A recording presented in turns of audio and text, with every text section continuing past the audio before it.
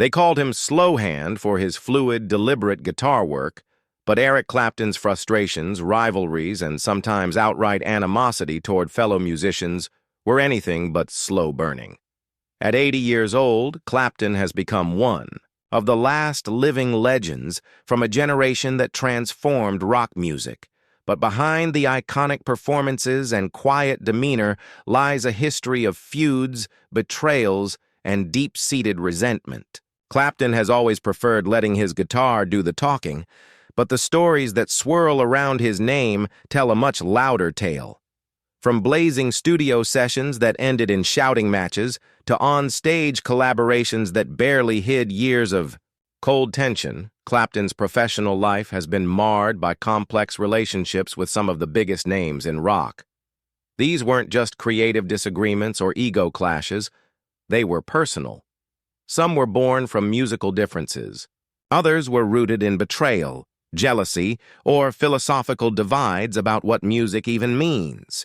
And whether it was the polished pop sensibilities of Phil Collins, the thunderous energy of Jimmy Page, or the radical eccentricity of Frank Zappa, Clapton's disdain ran deep, and often it was mutual.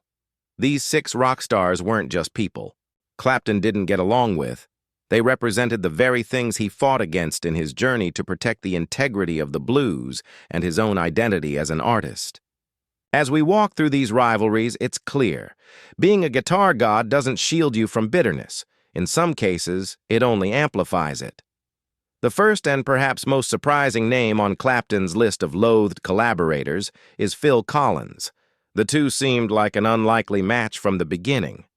Clapton, a blues purist rooted in the raw emotional power of Muddy Waters and Robert Johnson, met Collins at a time when 1980s synth pop was dominating the airwaves. Collins was riding high off his solo success and still basking in the global popularity of Genesis. When he agreed to produce Clapton's 1985 album Behind the Sun, the label couldn't have been happier.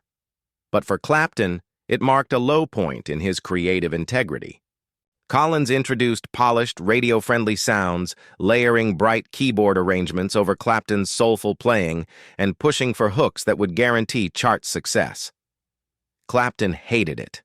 He felt alienated in his own project. In private, he fumed over how sanitized his music had become. The final product didn't feel like him. It felt like something manufactured.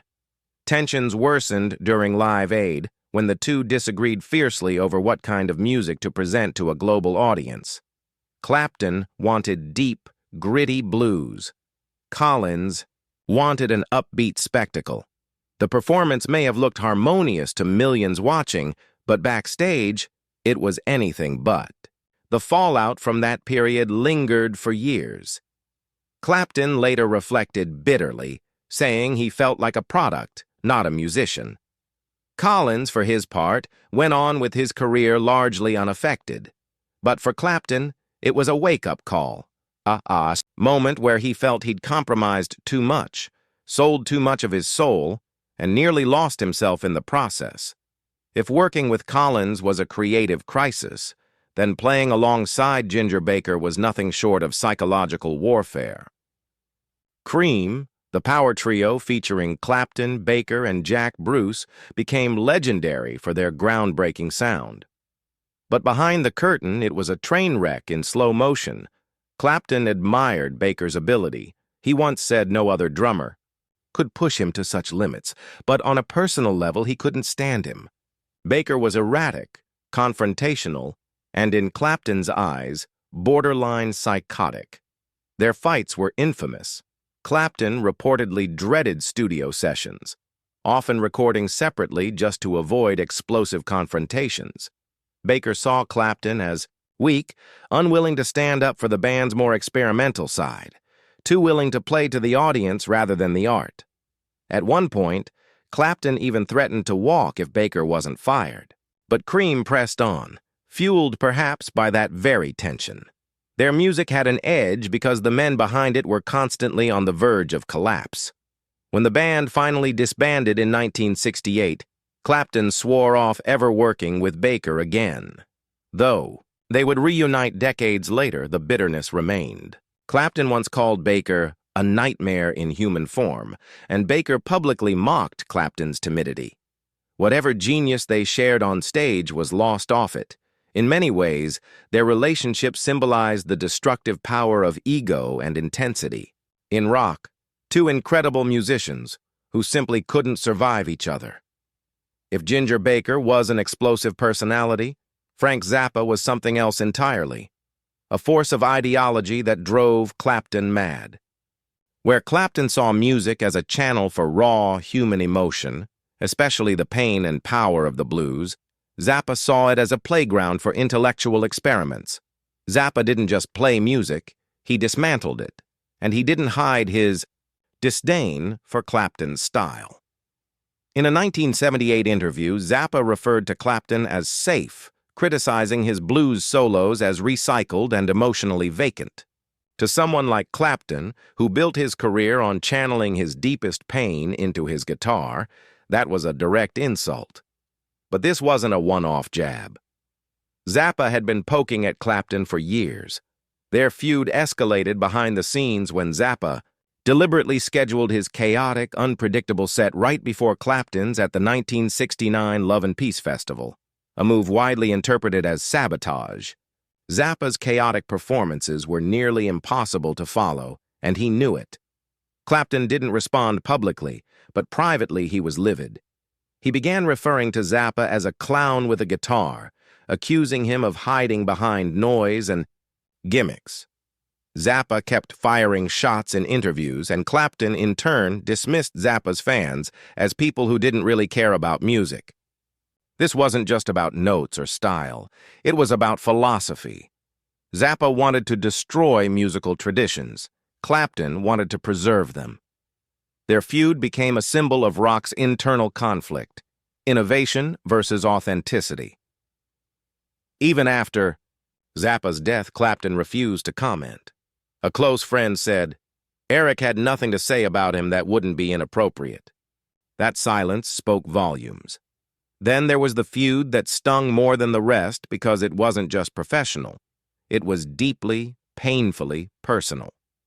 Clapton and Keith Richards never had the easiest relationship, but things took a dark turn when Clapton fell in love with, and eventually stole, George Harrison's wife, Pattie Boyd.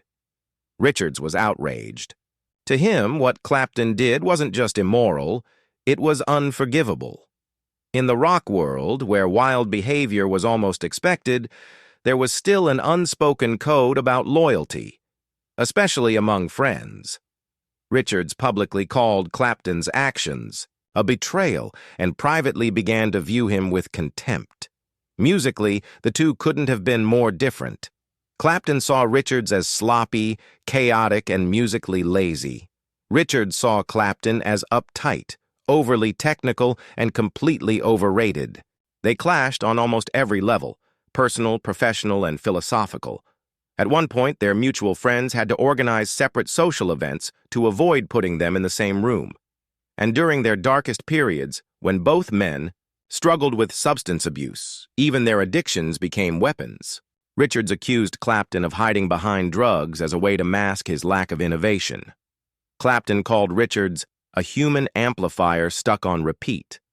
Their feud was long-lasting and bitter, made worse by the fact that neither seemed willing to back down.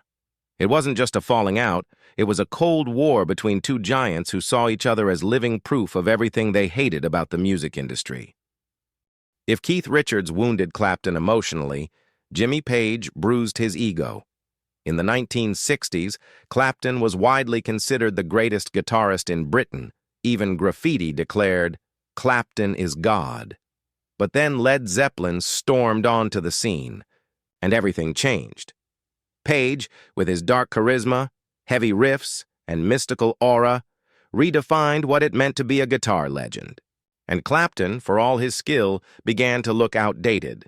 The press constantly compared them, and Clapton hated it. He dismissed Page's sound as studio tricks and questioned whether Page could deliver the same energy live. But Page could, and did. Zeppelin sold out massive tours, dominated radio, and built a mythos that made Clapton seem almost quaint by comparison. The resentment simmered for decades. Clapton accused Page of lacking soul, saying he cared more about effects than emotion. Page, when asked, coolly replied that Clapton was stuck in the past. The rivalry became symbolic. One guitarist represented the roots of rock, the other, its evolution. And as the decades passed, Clapton's frustration grew. Page had taken the band Clapton once walked away from, the Yardbirds, and turned it into a global force. That decision haunted Clapton. In private, friends said he viewed Page not just as a rival, but as the man who took his crown. That kind of wound doesn't heal easily, but if any single figure truly shattered Clapton's confidence, it was Jimi Hendrix. Clapton was already a legend by 1966, confident in his role as the reigning king of British guitarists. Then Hendrix arrived. One night in a small London club, Hendrix took the stage and changed everything. He played with his teeth behind his back, with a raw power and showmanship that Clapton had never seen. Clapton stood frozen in the crowd and turned to a friend, reportedly saying, "It's over. I'm finished." It wasn't jealousy in the traditional sense. It was existential dread. Hendrix wasn't just better. He was revolutionary. Clapton admired him deeply, but the fear of being eclipsed never left. They played together a few times, and Clapton always treated Hendrix with public respect. But in private, the experience shook him. Hendrix's death in 1970 hit Clapton hard, not just as a personal loss, but as the end of a rivalry that Clapton had never felt he'd won. Hendrix had become a myth. Clapton, still mortal, continued on, but changed. More guarded, more focused, and maybe just a little more bitter. Because in the end, no matter how many hits he wrote, how many legends he outlasted, or how many stages he conquered, he would always remember the night Jimi Hendrix walked in, set the room on fire, and took the throne without saying a word. There was a witness at one of Hendrix's shows who said Eric left halfway through, pale, rattled, and visibly shaken. That night was a turning point. The man once worshipped for his slow, soulful bends had just witnessed the future of music, and it was loud, fast, and unapologetically wild. Clapton had built his kingdom on the purity of blues, on tone and restraint. But Hendrix made all of that feel suddenly archaic. Behind closed doors, Clapton became obsessed. He began dissecting Jimi's licks, note for note, trying to emulate his tones, even mimicking his stage presence in the mirror. But in public, Eric took a very different tone. He brushed off Hendrix's brilliance as overindulgent noise, calling it chaotic or unfocused. Pete Townshend, another guitar giant of the era, once put it bluntly, Eric couldn't handle losing the throne, and he didn't. Clapton quietly stopped attending Hendrix concerts. Friends said he would change the radio station the second one of Jimi's songs came on. And this wasn't just the usual artistic rivalry, it was a full-blown identity crisis.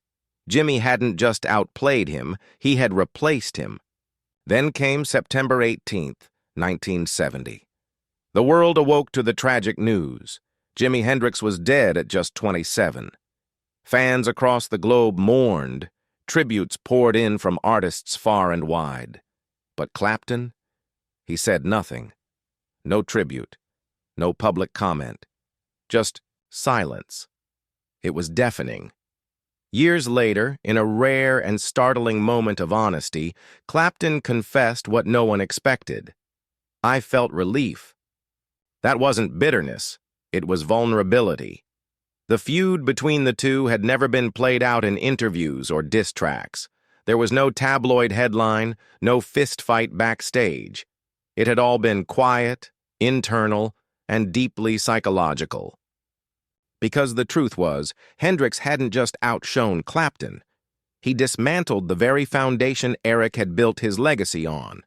And though Jimi was gone, the shadow he cast over Clapton never fully faded. Sometimes the most devastating rivalries are the ones where your greatest enemy never hated you back. Clapton's feuds weren't just about other people. They were reflections, mirrors held up to his insecurities, his pride, and his relentless, sometimes painful pursuit of greatness. Each clash stripped away a piece of the myth, revealing not the untouchable guitar god, but the man behind it. Proud, wounded, and often at war with the legacy he himself helped create. Because in the end, the greatest solos don't come from perfection. They come from pain. And Eric Clapton's pain wasn't just written in lyrics. It lived in broken friendships, bitter rivalries, and music that still echoes with the fury of everything he couldn't quite say out loud.